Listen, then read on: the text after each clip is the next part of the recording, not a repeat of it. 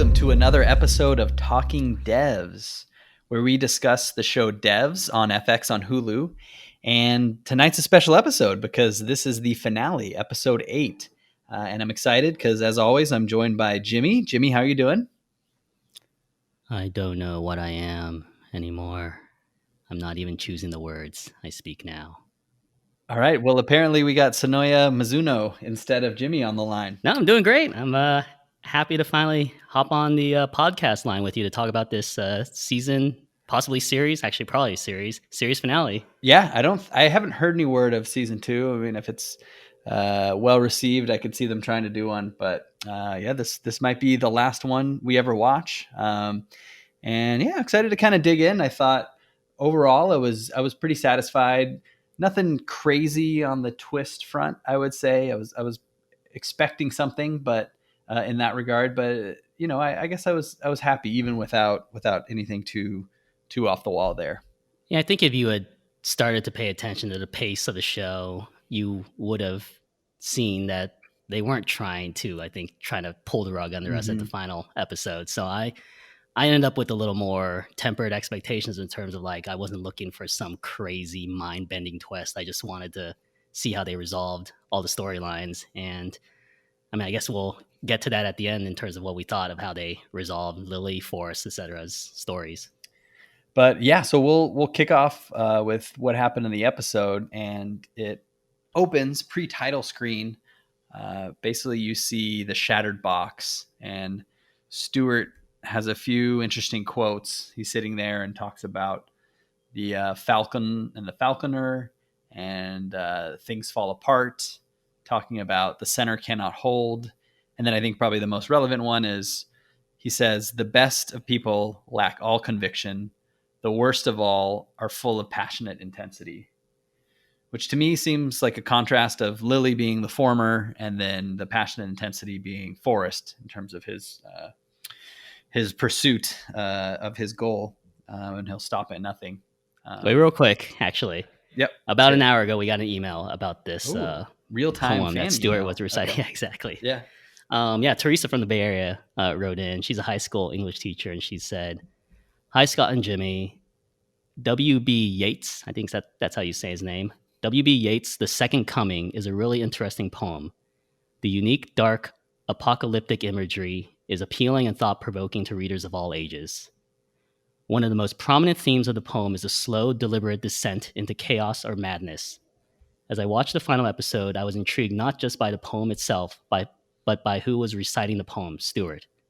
I thought about Yeats' words when Stewart dropped the glass box elevator thing to the ground, because maybe in his own way, he thought he was bringing an end to all the chaos." Interesting. I think he did, right? Like he probably thought he was, killing Forrest, and probably bringing an end to the whole DEVS machine, which, things get complicated later, but I think you're totally right. But yeah, we'll get to it later. But I think, yeah, I mean, the act of Lily throwing the gun out is what created the chaos, because everything up to that point was all following kind of the deterministic theory. So yeah, Stewart took it upon himself to put things back on track. Exactly.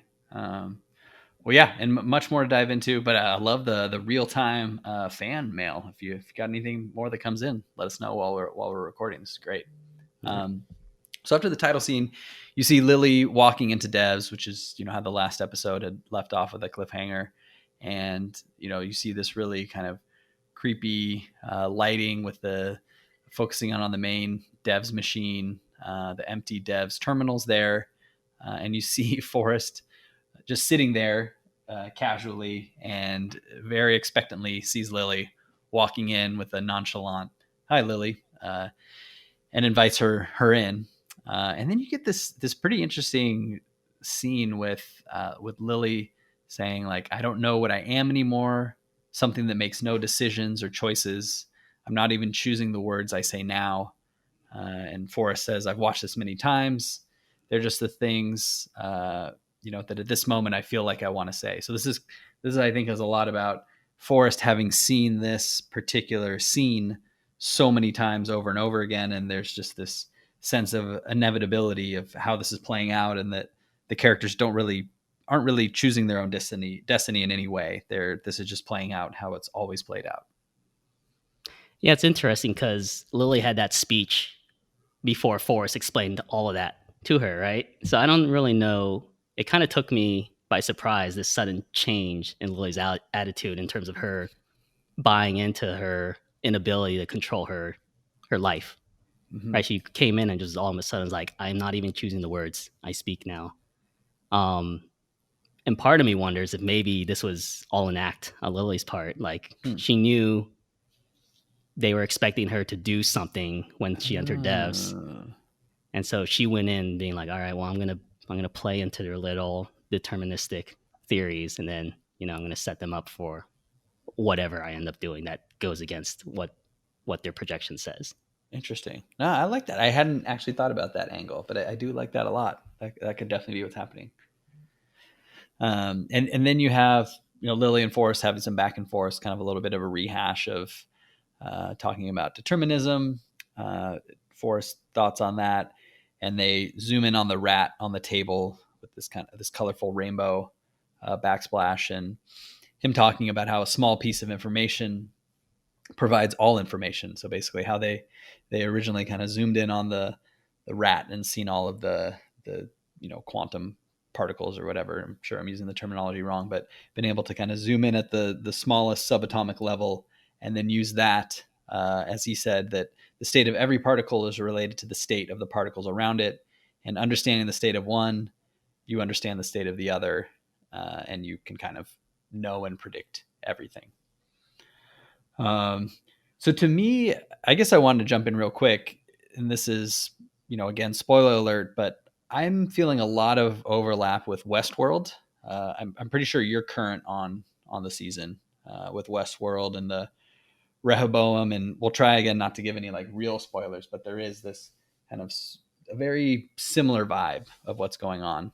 Do you have any thoughts on kind of the overlap between the two? We don't need to go too in depth on it, but Yeah, well, I mean, the basic premise of Westworld this season is they have a device called, and I'm going to screw up this name too, Rebohome, Robohobo. Robohobo or Yeah. Rehoboam, I think, or something like that. But basically, this device is able to project everyone's life. So whether you're going to be successful or a bum or whatnot, and because they're able to project everyone's futures, they are able to, like companies, for example, or be able to make decisions on that information. So if you come in for an interview and then I look in the Rehoboam information and it says, "Oh, this guy's not going to amount to anything," I'm not going to hire you. So essentially, everyone's life is already predetermined by this machine. Exactly. Yeah. So I thought, some not exactly the same thing, but I do feel like a lot of overlap with what's going on right now in Westworld, which is kind of weird watching devs on Wednesday or Thursday, and you get Westworld a few Yeah. days later on Sunday. Um, but still some different angles on what's going on. And then you have Lily and Forrest continuing their back and forth, and Lily talking about how Jamie, right before he had died, had talked about how the problem with the people that run tech companies are that they become fanatics and messiahs, more importantly, which is a theme that will come up throughout the rest of the episode. And kind of as the word messiahs comes up, Forrest deflects a bit and says, "Well, this is the moment that you take the gun out, and not to worry, you're not about to use it, but uh, you."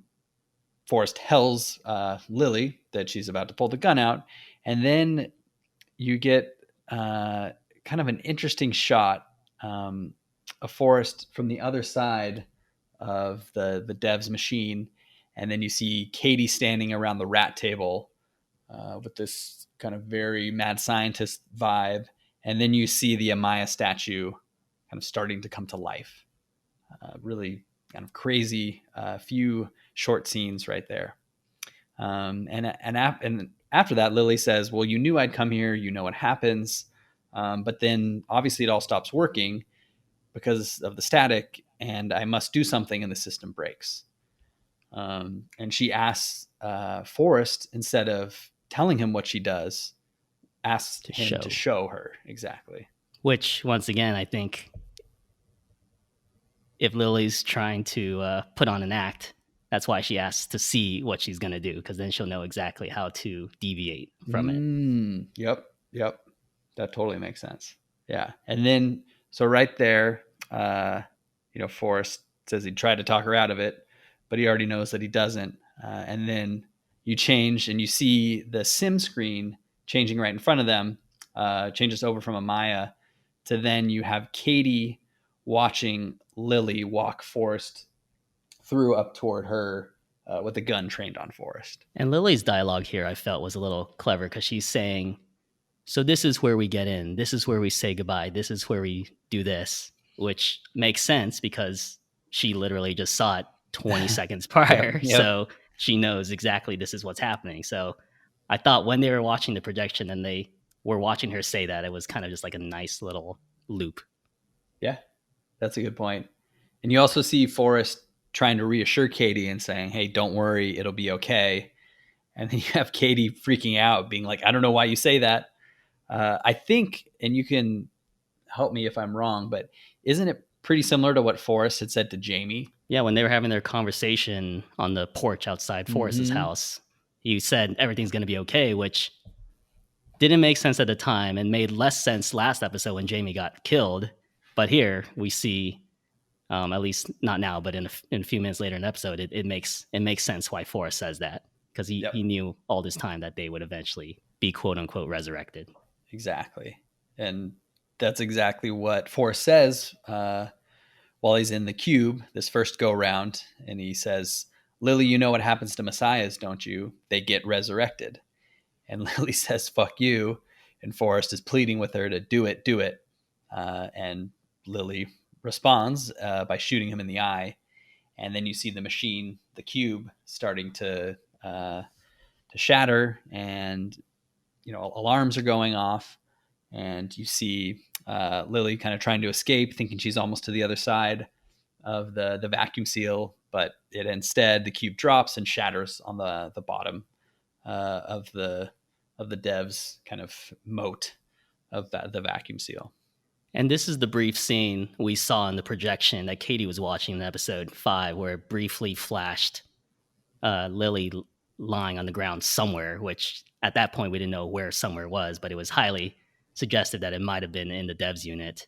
And it was. Mm-hmm. She was watching a projection of Lily dying due to, I guess, lack of oxygen, right? Because the vacuum seal is now broken. Yep. But yeah, this is the scene that Katie was watching where Lily's now just taking her last breaths. Yep, exactly. So it's like, and this leads up right to the static. So yeah, clearly Katie has watched everything meticulously, probably hundreds or thousands of times up to this point of the static. I'm sure Forrest has too.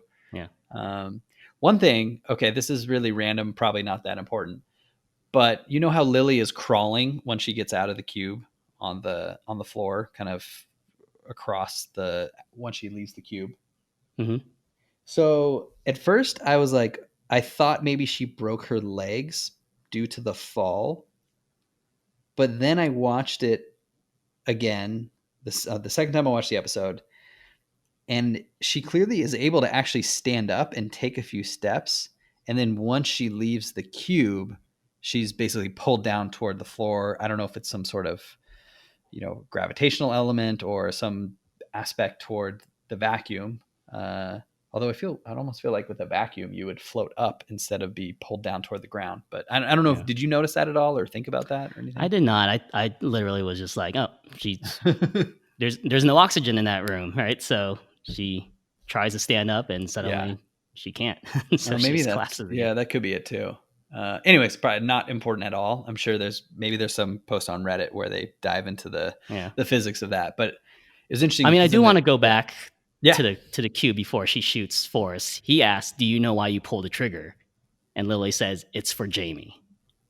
And I just wanted to ask you, do you believe her? honestly, I don't think so. To me, it doesn't seem like Jamie's really on her mind. It's more about exploring what's going to happen at DEVS and potentially trying to Yeah. mess with what Katie and Forrest have going on. Well, she did take a while to respond to that question, right? So Yeah, it seemed like the safe answer for her to say, this sure. is Yeah, for yeah. Jamie. But yeah, so one thing I think we need to call out, maybe you should go through this, but the big reveal around the name of DEVS. Do you want to quickly chat on that? Oh yeah, I think I might have mentioned this in our very first pod. But while they're having this conversation in the cube, Forrest mentions that he has something to reveal to Lily, and that is that the project is not actually DEVS, but that the V is a U because it's Roman and it's Deus, meaning they are trying to be God in this project. Exactly. And then I think even on top of that too is the fact that the movie he had was Ex Machina, which now if you string these together, Deus Ex Machina, Yeah, the definitely a private joke. which is interesting because in Ex Machina, the word Amaya appears, I think, on a fence somewhere as they're That's right. entering this deserted facility. So it's just a little, I don't know, Alex Garland expanded universe joke. Yeah. Well, did you? I don't know. I'm just wondering, like, how much of this was maybe this idea kind of snuck out from screeners. People had the heads up on the dais, or if there were a lot of legitimate guesses on that. I'd be kind of curious. I mean, it seemed like a fairly obvious guess to Yeah. make based Yeah. on just based on the nature of what they were doing, right? Yeah. They've been playing God since episode 1, Yeah. right? So Totally. Cool. Okay. Well, great guess by you. I'm really impressed. That was a good one. Came I true mean, in the all last my other episode. guesses did not come true. I know, So at right? least I Same have here. that one. I don't know if I got anything right. Other than maybe Jamie dying when he did. I was pretty close to when that would Yeah. happen. So then, man, I have a lot of notes here, but let's see. So after they fall, then I think we cut. I think we cut back to uh, pretty much almost a run up to the same scene that we just saw, right?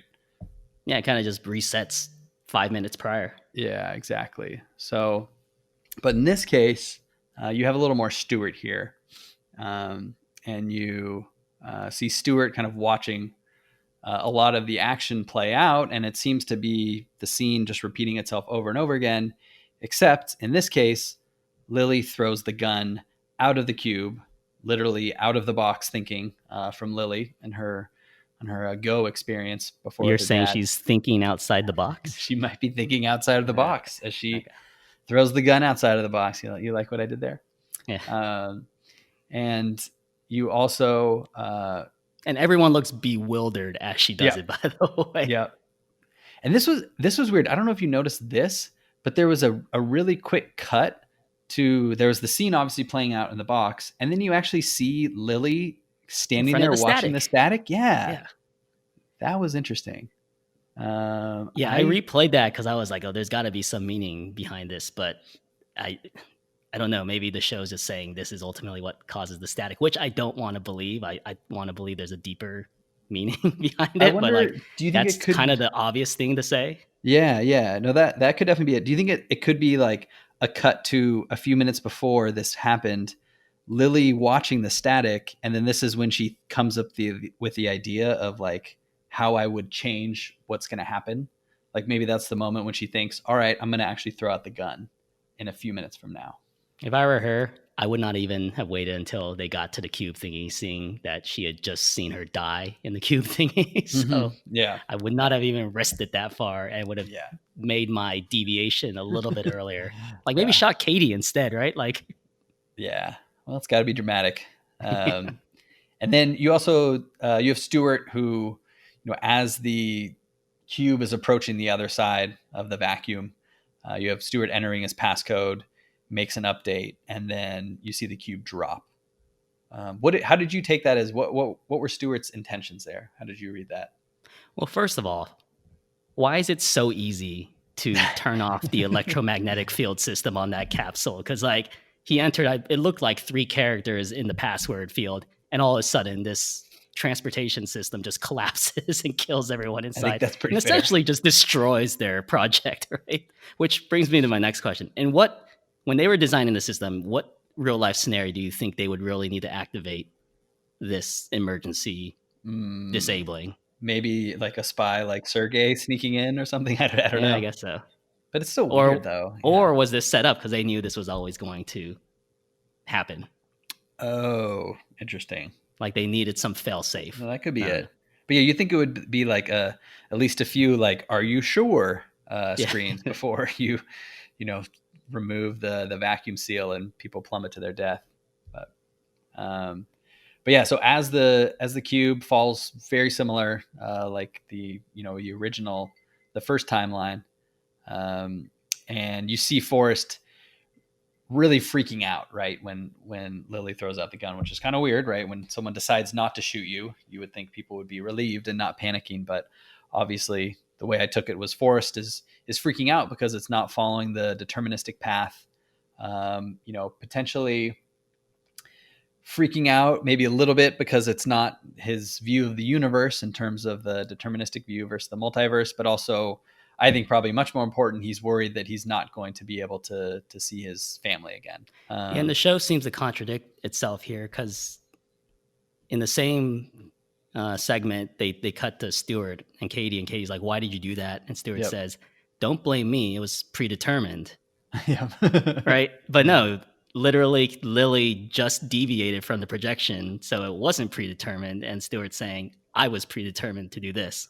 Well, I thought I took that as Stewart just making like a cheeky comment to mess with Oh yeah, Katie. I guess so. Yeah, Because pretty sure he probably believes in Lyndon's approach, right?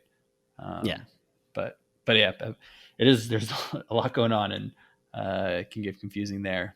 Um, and lastly, you get a shot of Lily on the ground, seemingly dying, and then you see the Amaya statue off in the distance with a cool kind of skyline behind it. End scene. End scene. And then after that, really freaky, you get Forrest in this white, somewhat staticky space with these weird floaties. Seems to be entering the simulation with these very jarring sounds. Really freaky scene right there. And then you have Forrest actually talking with Katie, and she says she's in the visualization chamber and that Forrest is on the screen.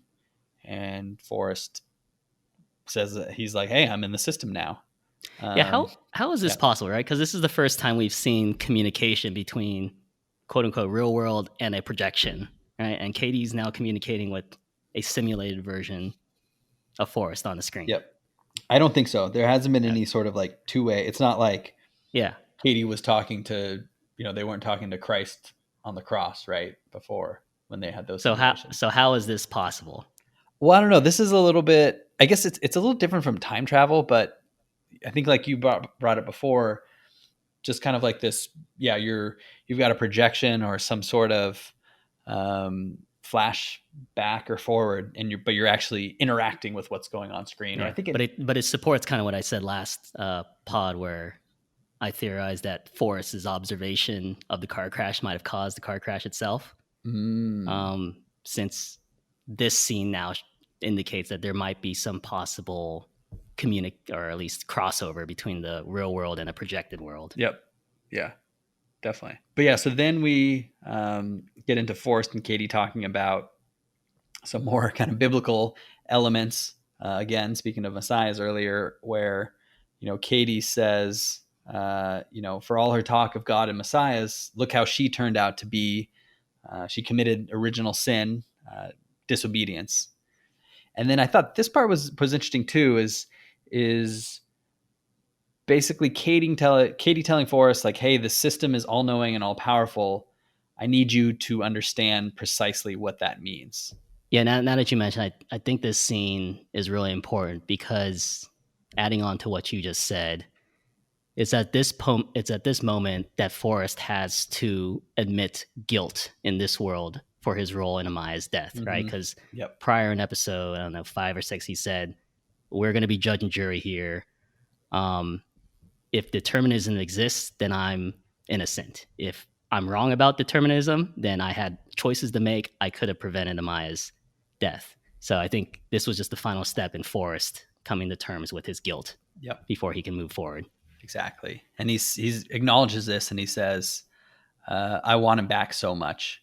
And, all right, fuck it. I guess wish me luck is what he says. So it seems like he's kind of willing to concede the fact that maybe, he was at fault for what happened, but he just wants to see his wife and daughter so much that he's willing to finally admit that, even though he was so staunchly opposed to admitting that earlier.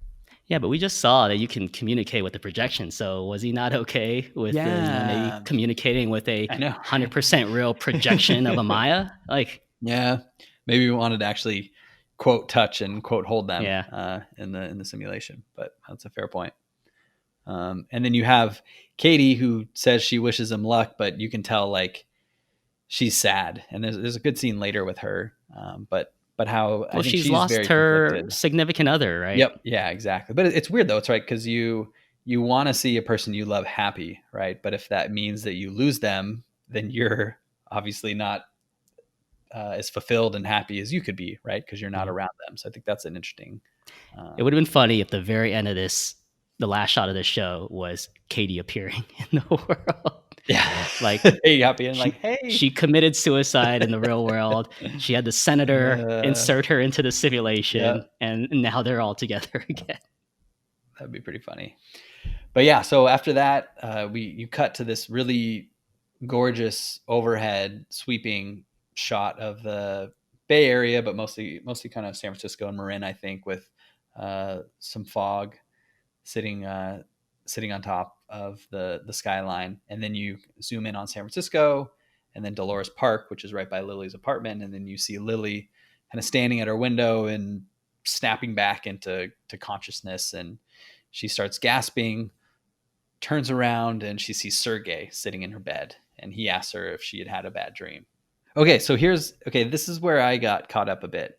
Um, so in this new world, does devs exist? It does not exist, and I Okay, think that was shown when there was a big pan of the a big field open where field. devs. Yep. Yeah, exactly. Okay. And it wouldn't make sense for devs to exist, right? Yep. No, Yeah. totally. So then this is where my question is: what is Sergey going to interview for if there is no devs? Well, yeah. Here's the other question: Is Sergey a Russian spy in Okay. this world? So Because you like think if maybe yeah, maybe he because just there's has no some point other for him to be a secret or spy, something. right? What is Yeah. there for him to steal or break Exactly. into? Yeah. Exactly. But it's kind of weird that. But what is he doing? Do you think he's interviewing for just some other non-devs position, or Yeah, I assume that in the lack of the devs project, there is some other super secret project that has been created at Amaya. got it? And And I want to also maybe say, in this world, Sudoku is not a Russian messaging app, but a secret like dating app that allows him to communicate with some that would be other yeah. like girl that he's cheating on with. That'd be pretty funny. Yeah, this is where I'm having a lot of issues. It's like what Sergey is what's up with what's going on with his arc, and like if he's not a Russian spy, then what is homeless Pete doing? Like why would a guy who is forced to become a homeless spy or a homeless person basically still be a homeless person in this other world when he'd probably still be a Russian spy, but not. Well, if he's not a Russian spy, then Lily also has no reason to go back to Jamie as well, right? Because like I mean, that's the only reason she moved on from Sergey, right? Apparently, because he'd been hiding a secret. Mm-hmm. So, I mean, this kind of goes into a broader question as to why even give her previous memories in this new world. Yeah, Like, yeah, it's just, I don't understand the benefit of that. yeah. It feels like it's almost more a curse than a blessing. Yeah. But maybe Like, it. you know that in the real world, all your closest friends are dead, but, at least you have knowledge that in this fake world that they're alive. Like, that works for Forrest, but I don't know how that works for Lily or how that's like, a benefit for her. Sure. I think. Well, I know you're a Jamie skeptic, but given how the show ends, maybe her true happiness is ending up with Jamie, and that's the only way she will actually do that is by having this kind of knowledge of what happened in the real world. But um, so then you have Lily walking across this iconic bridge from UC Santa Cruz. My wife actually, she was kind of casually watching the show while I was, and she totally recognized the bridge, and that's where she went to school. So she thought that was pretty cool. And Lily walks over it, and they still have the trees with the halo lighting, but you go into this clearing, as you mentioned, where Devs obviously used to be, and it's no longer there. But you do see Forrest kind of running around and playing with his wife and daughter. And they have not aged one bit. Yeah, that's true. It probably should have been at least several years, right? Like if Forrest conceives of this devs program in order to have the objective of seeing his daughter again, it's probably got to be at least many years. So Well, that is that's kind of weird. yeah. My question here also is like, so they have the memories of what the dev system projected their memories to be in another universe, or am I I just don't thinking know. about this I don't too know. hard? I mean, that's the problem with the show. If you start thinking too hard, your brain just hurts. But it's still fun to think about. Um, and then you have Forrest and Lily kind of rehashing, or at least Forrest filling her in on what's going on. Forrest telling Lily that they're in the system and that this is the resurrection as promised. Which makes And them messiahs. Messiahs. exactly, the messiahs, and Forrest has to see it as an afterlife. But yeah, kind of like this. It's a simulation, but it's idealistic in a heaven. So you're living your perfect afterlife, but it's not technically real. Here's my question: Yep. why did Forrest decide to reinsert them at that particular moment in time? Hmm. Because he specifically mentions like, hey, this is a few days where presumably Sergei dies. Hmm. So knowing all that, why didn't he insert them back into a time, I don't know, when Lily and Jamie were together, for example, right? Then she doesn't have to deal with all the drama that she just dealt with the last few days, if it's still going to unfold the same way, right? Because, I mean, he knows Sergei's a spy, he knows there's Russians involved, and yet he decides to reinsert them at a time where she's still a Sergei. Like, it just Hmm. seemed like poor planning on Forrest's part. Yeah, that's weird. Maybe he wants to give her the choice between Sergey and Jeremy. I don't know. Yeah, Um, I guess so. but yeah, that's a good point. I'd be curious about that too. I mean, probably more of a Alex Garland choice than what makes sense for Forrest. But Yeah. yeah, so I guess we talked about this just now. But Forrest says that he asked Katie to resurrect them using data right before their deaths. So we've kind of discussed this, but good to point out that this is why they have the memories in this new simulation, memories of from the actual world, from what played out. So Yeah. it's because Katie resurrected them into the simulation using data from right before when they died. I have this very morbid visual of Katie collecting the two bodies and then throwing it on Ooh. top of the mouse and in that whatever mechanism they use to scan Yeah. all the Yeah. bodies and objects. I just Yeah. picture, I mean, I assume that's how you're able to scan the memories and get the subatomic properties to be able to resurrect yourself in a simulation. So Oh, that's creepy. I don't envy the job that Katie had to do to Yeah. get that accomplished. No, definitely. Um, and Forrest talks about how this is the cross they have to bear, having these memories from the previous world, but he says it's worth it. You get used to it. Clearly he's just overjoyed to be with his family. And then this is what I've been getting to earlier, but I just wanted to cover those few points, was that they're talking about how there are many worlds and we're actually living in many worlds. This one is paradise, but the other ones are closer to hell. And then you get these shots of kind of different cuts of similar views, but the color scheme is different, right? Like the one they're in is kind of more white and angelic, and then they cut quickly to a similar scene, but it's more of a red, golden, kind of ominous hue to Yeah. it. The Which worlds that Forrest describes as closer to hell. exactly. Yeah. Which so are in those worlds, are they not? Is Forrest not with his family then? Because if he's having that conversation with Lily, you would still think he'd be with his family in the field, but I wasn't sure how to read that. He ends that statement with a little kind of tongue in cheek. Just thought I'd exercise a little free will. Little zing there. I like Yeah. that. Um, and he also talks about how says Lily. Lily says she doesn't know what she's going to do now, right? Like living in this world or in the simulated world, but with the knowledge of what happened before. And Forrest says, well, that's easy. You do what you always do. You follow your own path. That's what's special about you. So I want to pause here. Yep. Because I thought about that line when he tells her she's special. Mm-hmm. I mean, and it made me think back to the projection that Forrest showed her of her shooting him in the cube. And I want to throw out the idea that maybe Forrest intentionally showed her a fake projection, knowing that she was going to deviate from that projection. So Interesting. he already looked So into the future, okay. and he knew how everything was going to play out. But he knew that he had to show her a fake projection so that Lily Ah. would throw the gun. When she threw out the gun, it would show that her presumably deviating, when in actuality, no, she's not deviating. It's just how everything played out. But he allowed that to happen so that now in this simulated world, he can give her some peace of mind by being like, see, you're special. You can carve your own path. Oh, You're able to interesting.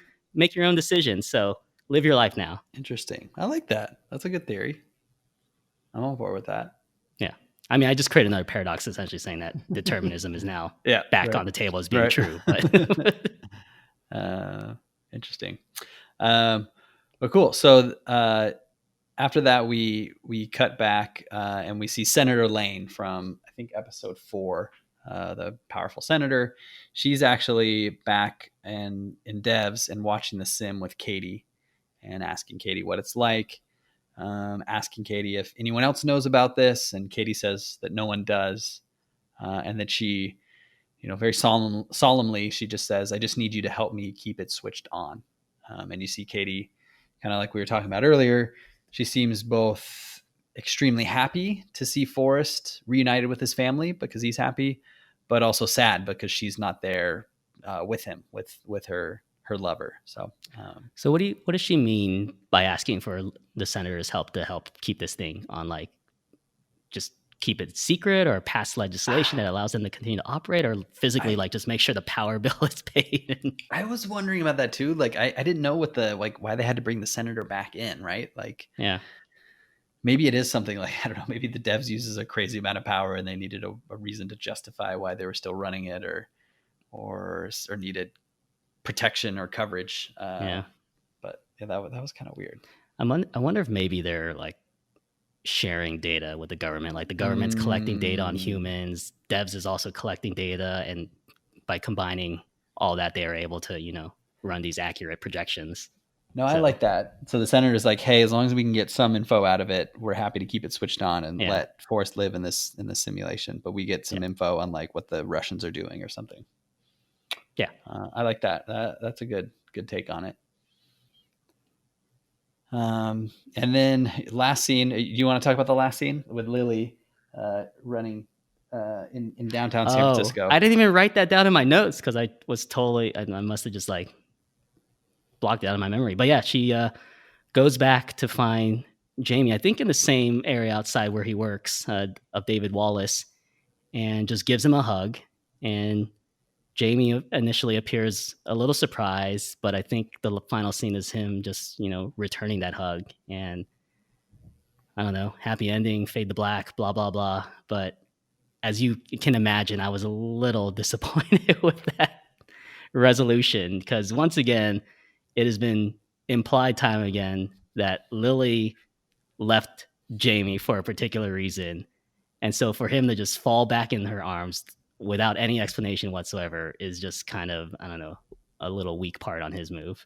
Yeah, I agree because I think obviously the show makes you root for Jamie, even though you in particular don't really like him that much. But yeah, it doesn't I really like him as a cover. character. I just don't like him with Lily because of how Lily Yeah, treated him. no, I think that's totally fair, and that's kind of where I'm going. Is like, what made Lily break up with him in the first place? Like, why does this really reconcile them and guarantee that they're going to be a happy couple? I mean, obviously, she will be devoted to him because of what he did in the quote real world, and now in the Yeah. simulation, she's going to be all on board with him. But everything that made Lily fall back in love with Jamie hasn't happened in this world. I mean, This is totally true, In this 100% world, true. this is the same Jamie that Lily, up to this point, was like, I cannot be with you. Like, he has not exhibited any of the tendencies or actions that in the real world made Lily realize this is the guy that's really for me.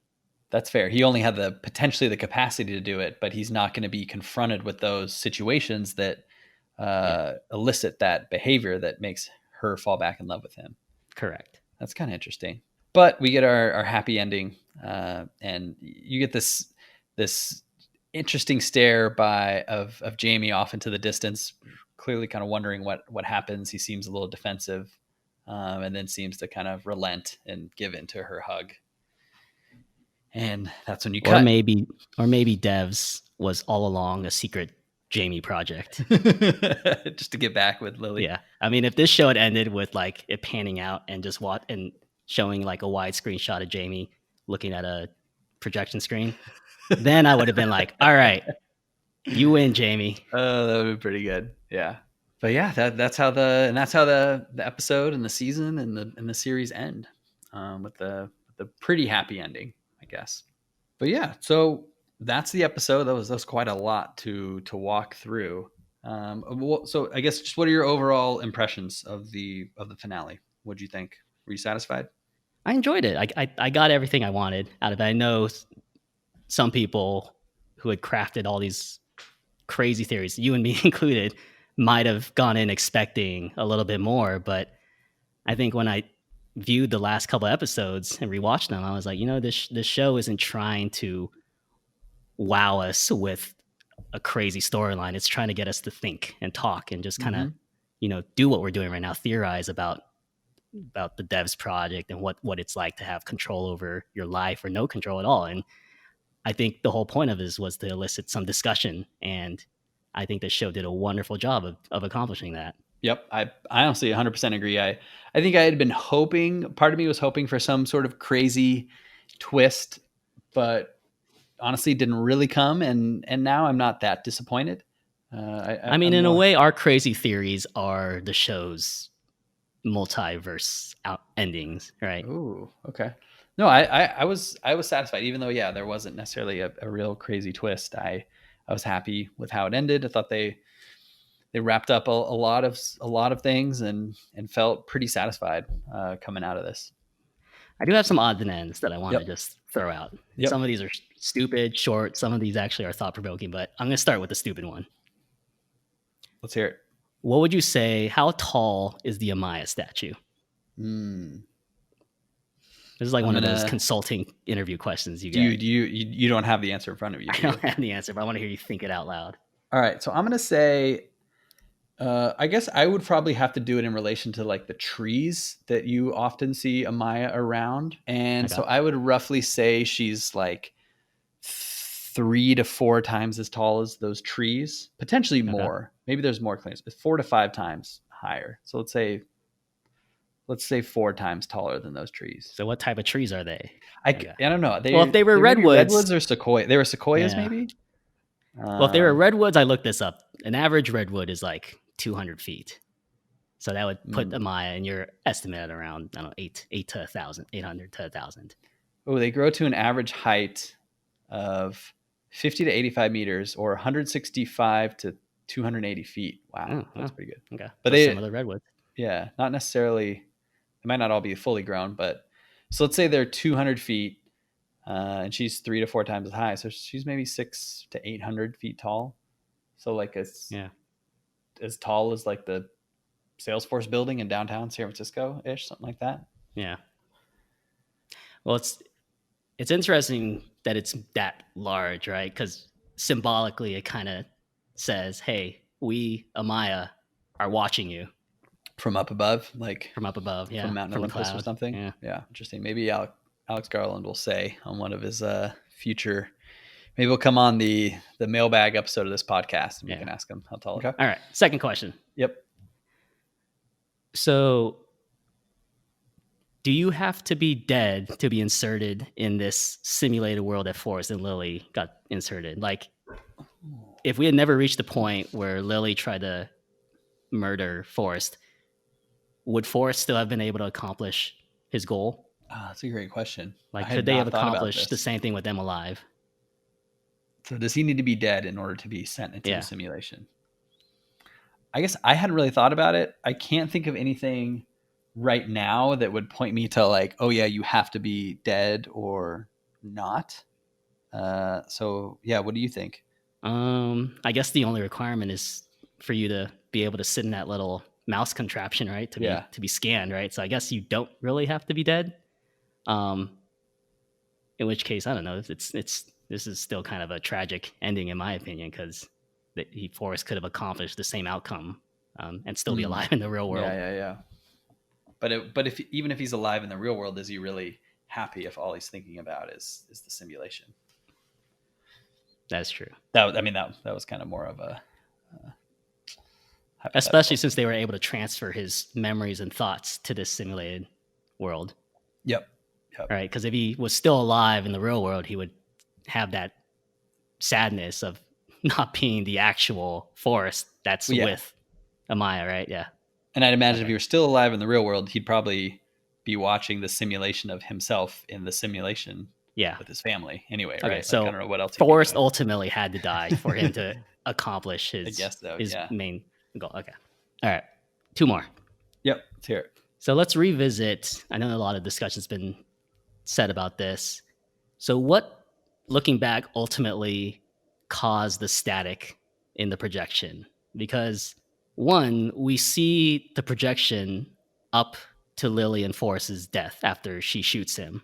But two, people are saying it's her deviation that causes the static. But that deviation happens before she shoots Forrest, which we saw. So I'm still a little confused as to what ultimately caused this DEVS machine to go haywire.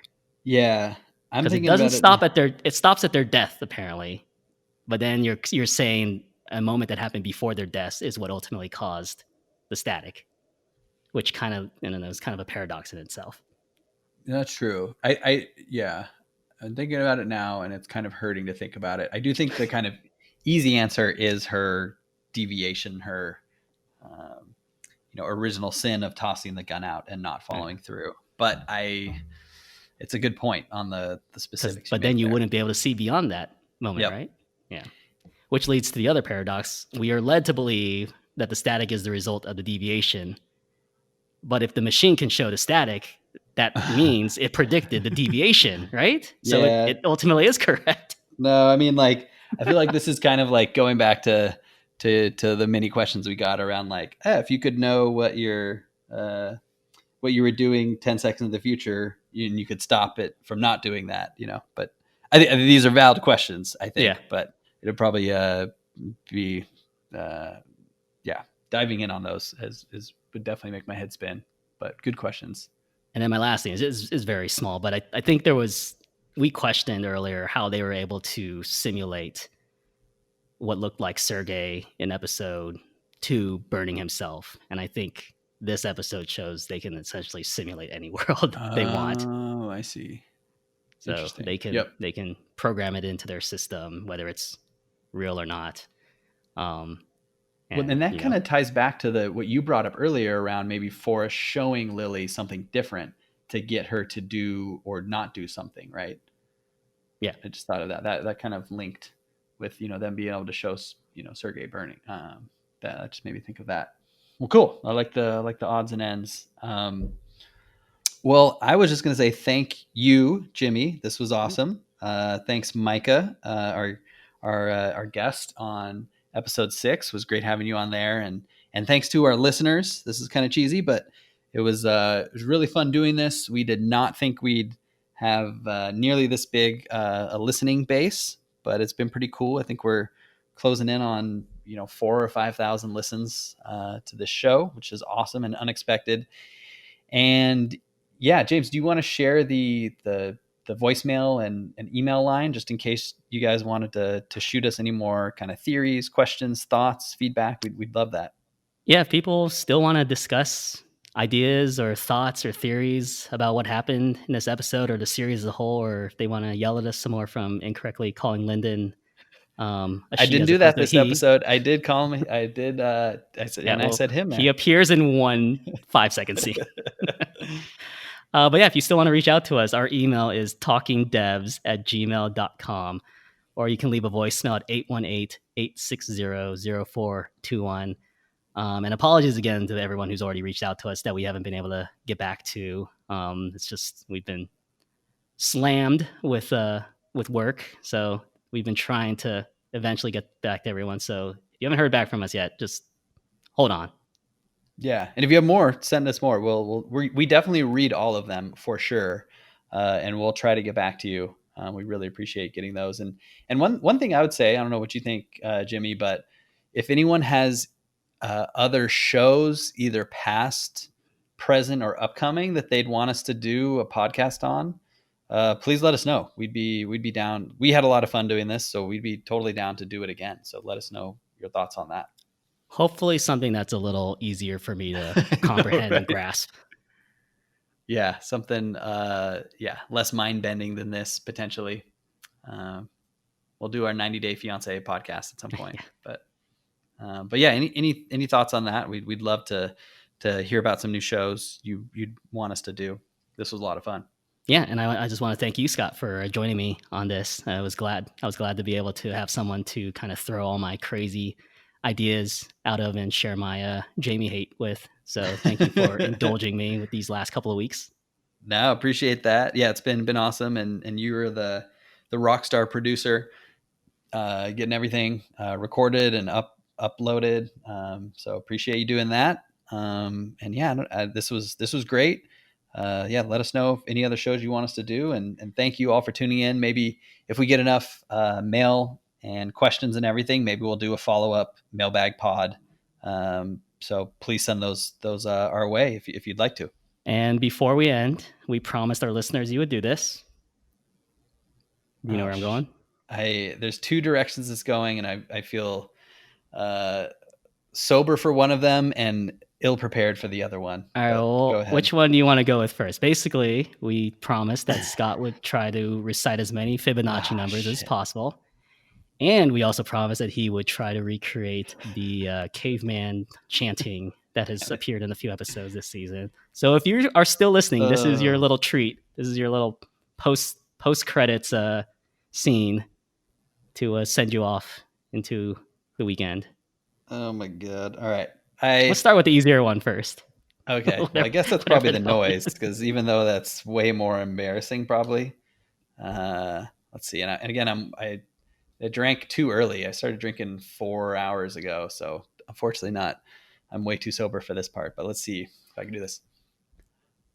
All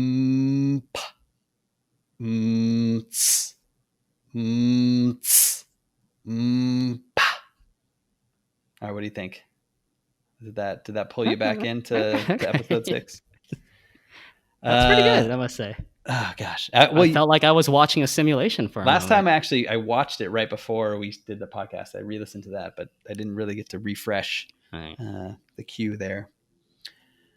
Fibonacci wise, oh my God, this is gonna be bad. All right, 0, 1, 1, 2, 3, 5, 8, 13, 21, 34, 55, 89, 144, 255. Okay, I'm stopping. I think I got one more number than last time, maybe. And I don't even know if those are right. All right. Your last two are 89 and 144. Oh, okay. That's pretty good. So what is that, like 12 numbers or something? 1, 2, 3, 4, 5, 6, 7, 8, 9, 10, 13. Yeah. Okay. Damn. If work was too busy these past 2 weeks, but I am going to get up to the 30 spot and do it for Micah and win the $100 that he promised me. Was that how many you had to do? Yeah. Wow, the 30th number is long. Yeah, I can do it. Okay. Anyways, I don't know if anyone's still listening. They should not be, but at least there's that bonus content behind the paywall. Well, cool. Well, thanks, Jimmy. This has been awesome. Appreciate all the work you did on this, and hopefully we will catch our listeners on another podcast in the near future. Great. Thanks, everyone.